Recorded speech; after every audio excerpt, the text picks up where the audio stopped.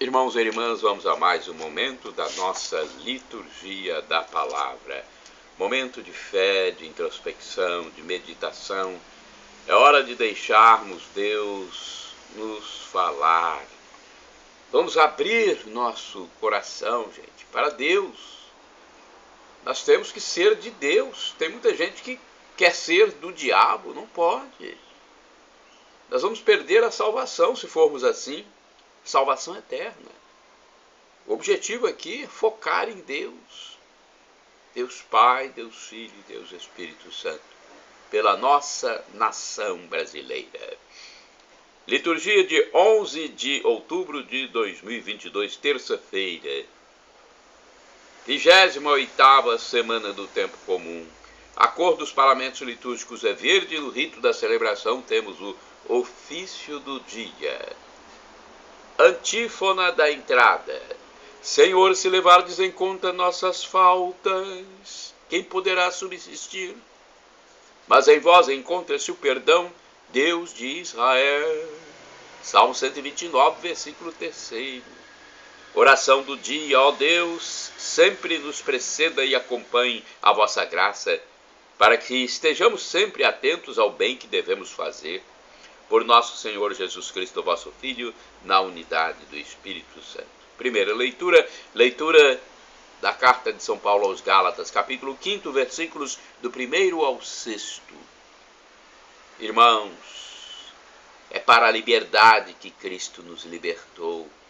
Ficai, pois, firmes e não vos deixeis amarrar de novo ao jugo da escravidão.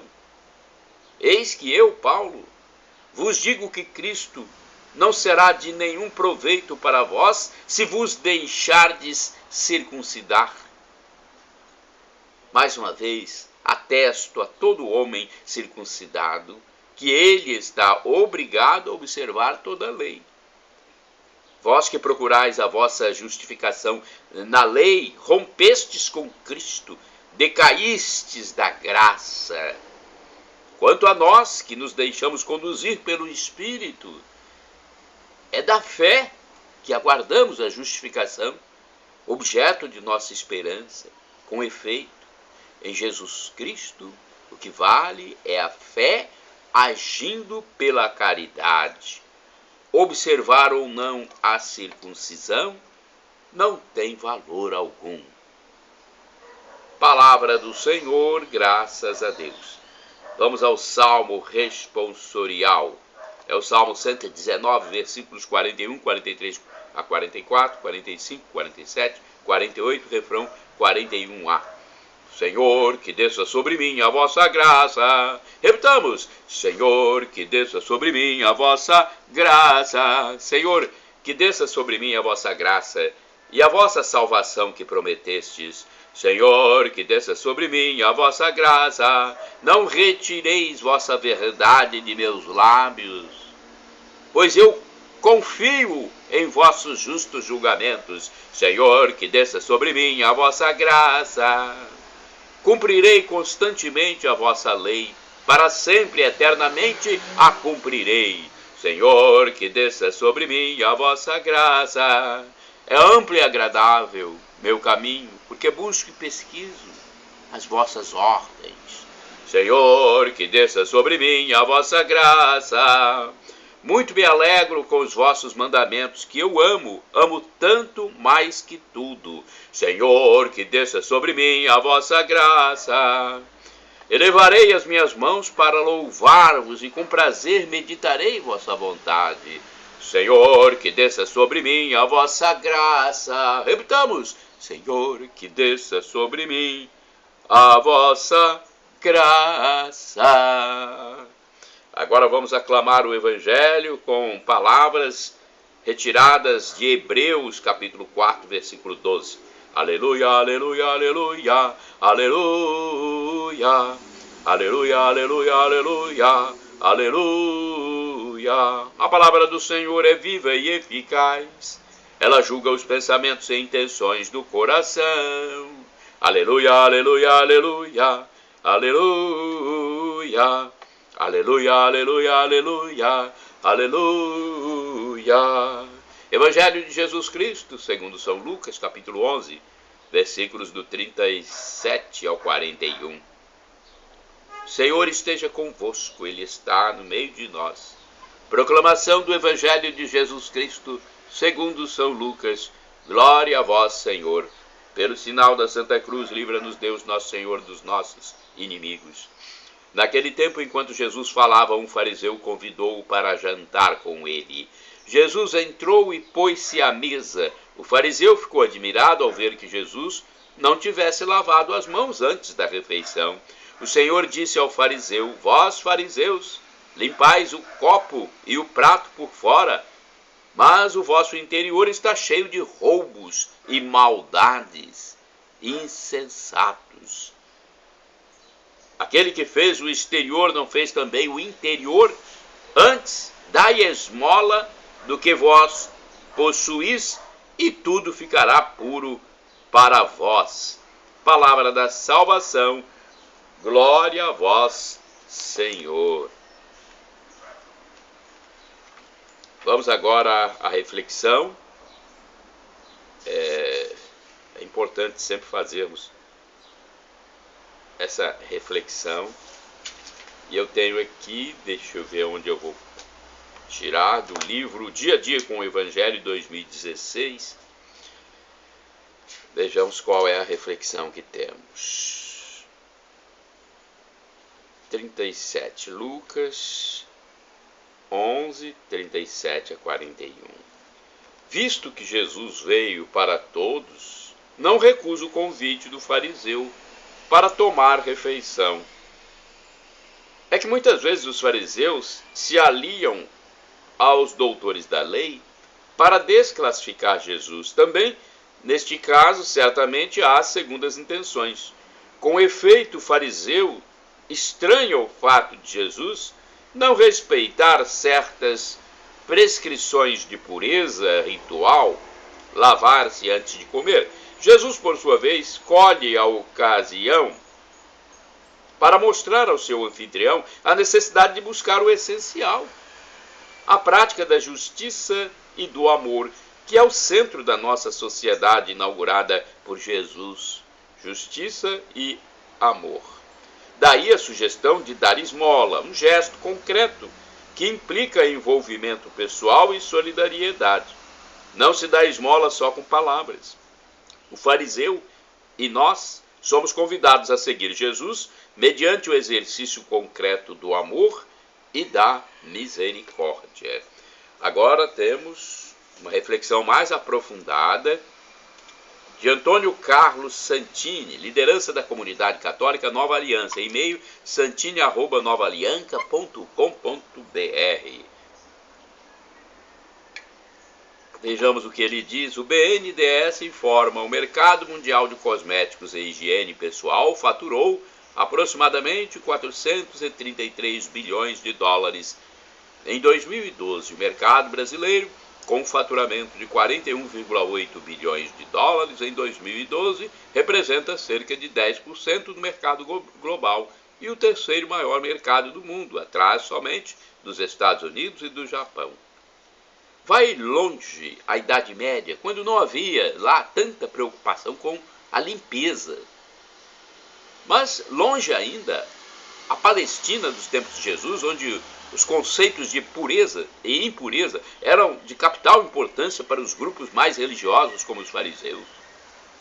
A origem bastarda, o contato com os gentios, certas profissões, curtidor de peles, coletor de esterco, publicanos, eram condições de impureza ritual, afastando as pessoas do culto divino.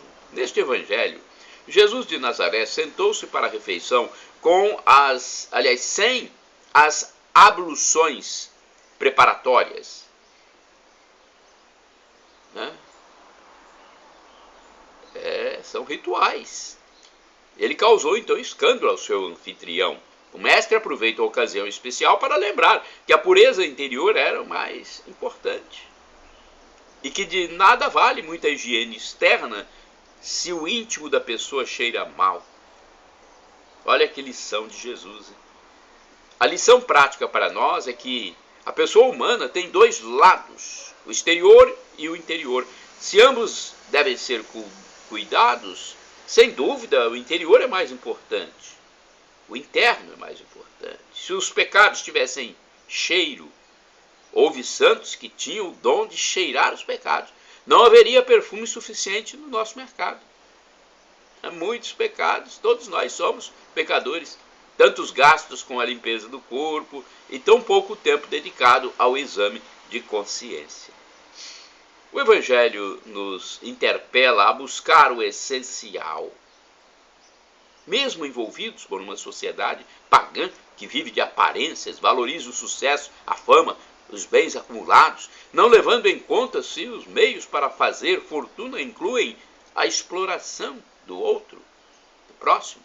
Nessa sociedade, o corpo recebe toda a atenção em uma espécie de culto religioso. Multiplicam-se academias de ginástica, onde o esforço e o suor aparecem para conservar os últimos sinais da ascese entre nós.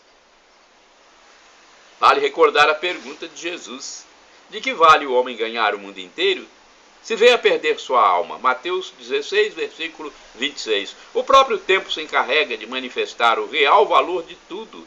A beleza, a força e a riqueza não resistem ao tempo. Vejam bem, a beleza, a força e a riqueza não resistem ao tempo. Enquanto isso, os santos envelhecem em paz, servindo os irmãos até o último suspiro. Orai sem cessar. Senhor, tu me sondas e me conheces. Salmo 129, 139, melhor dizendo, versículo 1. Vamos agora aos santos do dia. Primeiro santo, dia 11 de outubro. Eu pesquisei no site da TV Rede Século 21, rs21.com.br. Agora, se você acessar os meus endereços eletrônicos, da minha parte, você pode utilizar vídeos e textos à vontade para tentar salvar almas. Eu fui impelido por Deus a fazer essa missão, a ter essa missão aqui na Terra, tentar salvar almas de meus irmãos que estão perdidos. Aqueles que já estão salvos não precisam, mas tem muitos que estão perdidos e Deus me deu essa missão. Por isso eu estou aqui sempre transmitindo a palavra de Deus. Então vai lá, acessa o blog repórterpaulomaciel.blogspot.com, facebook.com/, Paulo Maciel da Rádio, canal no YouTube, Paulo Roberto Maciel 6 barra, não, YouTube é Paulo Roberto Maciel. Instagram, que é Paulo Roberto Maciel 6 barra. Santa Maria Soledade Torres é santa do dia 11 de outubro. Maria nasceu em Madrid, na Espanha, em 2 de novembro de 1826. Desde pequena, se sentia atraída pela vida religiosa. Ela fundou a congregação religiosa Servas de Maria, ministras dos enfermos que ajudavam os doentes nos hospitais na qualidade de enfermeiras. Elas enfrentaram um surto de cólera que matou muitas pessoas, inclusive algumas religiosas. Maria Soledade também fundou outras casas na França, Portugal e em outros países do mundo. A congregação foi aprovada pelo Papa Leão XIII em 1876. Maria Soledade é muito venerada em sua terra natal, Madrid, por ter mostrado até onde vai a verdadeira caridade em favor do próximo. Faleceu em 11 de outubro de 1887, bendizendo suas irmãs, dizendo: filhas, que tenhais paz e união. Outro santo do dia, São João 23. Nasceu no dia 25 de novembro de 1881 em Soto, Il Monte, diocese e província de Bérgamo, na Itália. Nesse mesmo dia foi batizado com o nome de Ângelo Giuseppe, o quarto de 13 irmãos, nascidos numa família de camponeses e de tipo patriarcal. Ao seu tio Xavier, ele mesmo atribuiu sua primeira e fundamental formação religiosa. O clima religioso da família e a fervorosa vida paroquial foram a primeira escola de vida cristã que marcou a sua fisionomia espiritual. Ingressou no seminário de Bérgamo, onde estudou até o 2º ano de teologia. Ali começou a redigir os seus escritos espirituais, que depois foram recolhidos no Diário da Alma. De 1901 a 1905 foi aluno do Pontifício Seminário Romano, graças a uma bolsa de estudos da Diocese de Bérgamo. Neste tempo prestou, além disso, um ano de serviço militar. Recebeu a ordenação sacerdotal em 10 de agosto de 1904 em Roma e no ano seguinte foi nomeado secretário do novo bispo de Bérgamo, Dom Giacomo Maria R.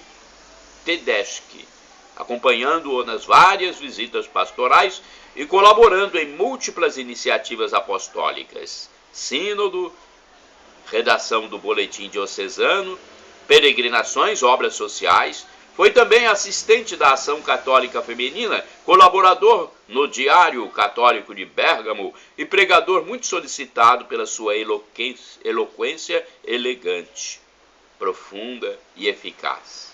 Em 1915, quando a Itália entrou em guerra, foi chamado como sargento sanitário e nomeado capelão militar dos soldados feridos que regressavam da linha de combate. No fim da guerra, abriu a Casa do Estudante e trabalhou na Pastoral dos Jovens Estudantes. Em 1921, teve início a segunda parte de sua vida dedicada ao serviço da Santa Igreja, tendo sido chamado a Roma por Bento XV como presidente nacional do Conselho das Obras Pontifícias para a Propagação da Fé. Percorreu muitas dioceses da Itália, organizando círculos missionários. Em 1925, Pio XI nomeou visitador apostólico para a Bulgária e elevou-o à dignidade episcopal da sede titular de Areópolis. Tendo recebido a ordenação episcopal, a 19 de março de 1925 em Roma, iniciou seu ministério na Bulgária, onde permaneceu até 1935. Visitou comunidades católicas e cultivou relações respeitosas com as demais comunidades cristãs. Atuou com grande solicitude e caridade, aliviando os sofrimentos causados pelo terremoto de 1928. Suportou em silêncio as incompreensões e dificuldades de um ministério marcado pela tática pastoral de pequenos passos.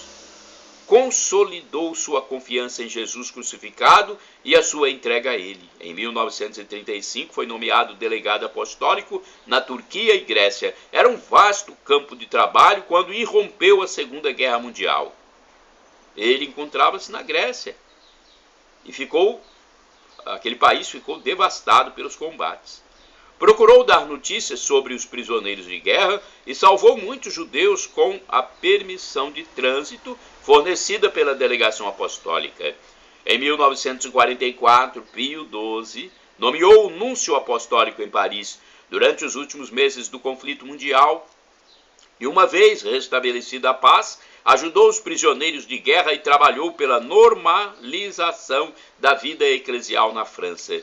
Distinguiu-se sempre pela busca da simplicidade evangélica, inclusive nos assuntos diplomáticos mais complexos. Procurou agir sempre como sacerdote em todas as situações, animado por uma piedade sincera que se transformava todos os dias em prolongado tempo a orar e a meditar. Em 1953 foi criado cardeal e enviado a Veneza como patriarca, realizando ali um pastoreio sábio e empreendedor e dedicando-se totalmente ao cuidado das almas, seguindo o exemplo de seus santos antecessores. Seus predecessores, São Lourenço Giustiniani, primeiro patriarca de Veneza, e São Pio X. Depois da morte de Pio XII, foi eleito sumo pontífice a 28 de outubro de 1958 e assumiu o nome de João XXIII. O seu pontificado, que durou menos de 5 anos, apresentou ao mundo como uma autêntica imagem do bom pastor, manso e atento, empreendedor e corajoso, simples e cordial. Praticou cristãmente as obras de misericórdia corporais e espirituais, visitando os encarcerados e os doentes, recebendo homens de todas as nações e crenças e cultivando um extraordinário sentimento de paternidade para com todos. O seu magistério foi muito apreciado, sobretudo com as encíclicas Pacem in Terris e Mater et Magistra.